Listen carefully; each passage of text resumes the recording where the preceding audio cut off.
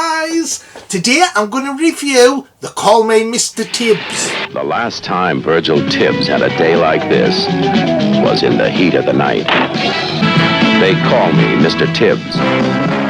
The Call Me Mr. Tibbs came out in 1970. It's the second of a trilogy starring Sidney Poitier playing the character Virgil Tibbs. It's a sequel to the award-winning film In the Heat of the Night from 1967, and it will be followed by The Organisation in 1971, the last in the trilogy. The Call Me Mr. Tibbs is the title of a line used in the first film. Don't you push me, boy! They call me Mr. Tibbs. It's directed by Gordon Douglas. Quincy Jones once again does the music. This time he uses a different style of music. The film didn't attract as much positive response as the first film in the series, which won 5 Academy Awards. The film runs 108 minutes. It stars Sidney Poitier, Martin Landau, Barbara McNair, Anthony Zerbe. So this is a sequel to the award-winning film In the Heat of the Night from 1967. So there was a 3-year gap, and then they made this film, the second in a trilogy. In this film, Detective Virgil Tibbs, played by Sidney Poitier,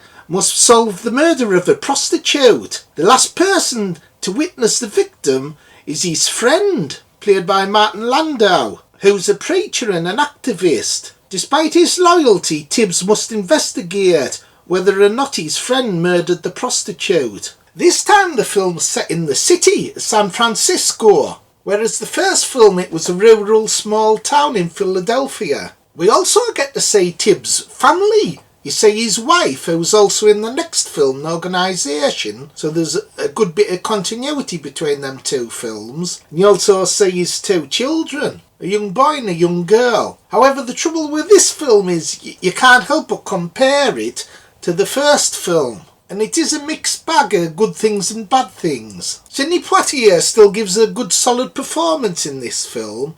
However, he seems to be more like a miserable sod in this one. There's quite a shocking scene where he hits his own son. He slaps him 3 times. There was a controversial slap in the first film when it was him slapping this white man. It was the first time you saw a black man slap a white man.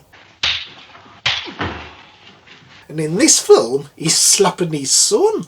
Slaps him 3 times. And that'll probably alienate a modern audience to the character. And even me, watching it, I thought, what a twat. That's a bit too much, slapping his own son.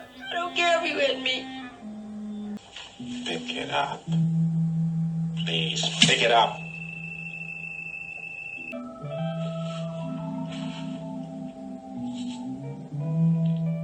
He fancy slapping his bloody kid like that. If I was that kid, I'd slap the bugger back. I bet that kid turns out to be Will Smith. He even catches him smoking, and he makes him smoke a cigar until he's sick. So he uses reverse psychology on his child. Instead of telling him not to smoke, he makes him smoke. So he's good in this, Sidney Poitier. I think the acting honours goes to Martin Landau. He plays his friend who's accused of murdering this prostitute. He's quite outstanding, actually. There's some great moments when he's like crying. I thought that was a great performance. And like Rod Steiger in the first film, Martin Landau would eventually get an Academy Award. In the film Ed Wood, playing the character of Bela Lugosi. Hey Phil, that's that bugger out of Space 1999. Yes, Bones, he played the captain in Space 1999. Quincy Jones returns doing the music score. I didn't like his first music score. I thought it was a bit irritating in the heat of the night. But in this one, it's actually a better score. It's a bit more funkier and it's a bit more suitable for a detective film. Oddly enough, the film doesn't touch on racism, whereas the first film is more about this white cop having racism against a black cop, and not so much about the mystery, the murder mystery, whereas this film, there's not one mention of racism.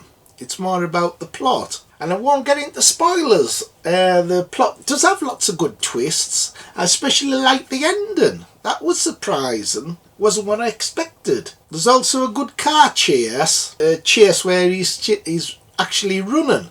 That's a good long chase sequence. So why is this film not highly regarded compared to the first film? So I'll get on to points that I don't like about the film. Probably the worst is it looks cheap. Some of the sets, it's almost like a TV movie. I'm not sure what the budget was for this film, but it does seem to be a step down from the first film. The first film was a proper theatrical production, whereas this, it does look a lot like a TV movie. You could almost imagine it being like a cop show. Hell, it's like a bloody TV show. I was expecting fucking Kojak or Columbo to walk in.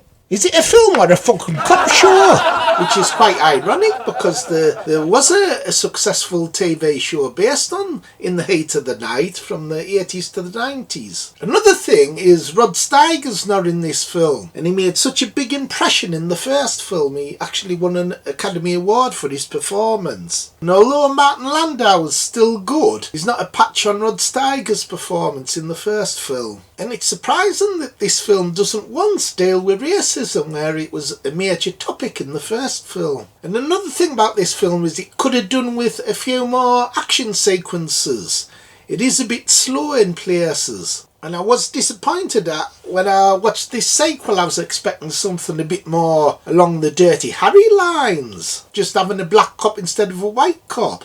I thought it would have been like that, but it isn't. So overall, I was slightly disappointed watching this film. I still enjoyed it. It's still a good watch. But it's nothing compared to the first film. And I can understand why people don't really mention it much. So out of 10, I'd probably only give this one a 6. Aww. A 6 out of 10. It was disappointing. So what do you think, Bones? Did you like it? Load of bloody rubbish. Not like the first film. So Virgil Tibbs returns a year later in the organisation in 1971. So I'll review that sometime and then I'll rank the trilogy. Anyway, I hope you enjoyed the review. See you next time. Like, subscribe and share. Bye. Bye.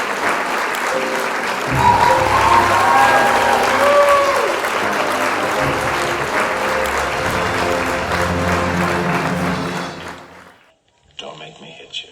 That's what you want to do. That isn't because she told you. It's a fucking disgrace. What a fucking disgrace.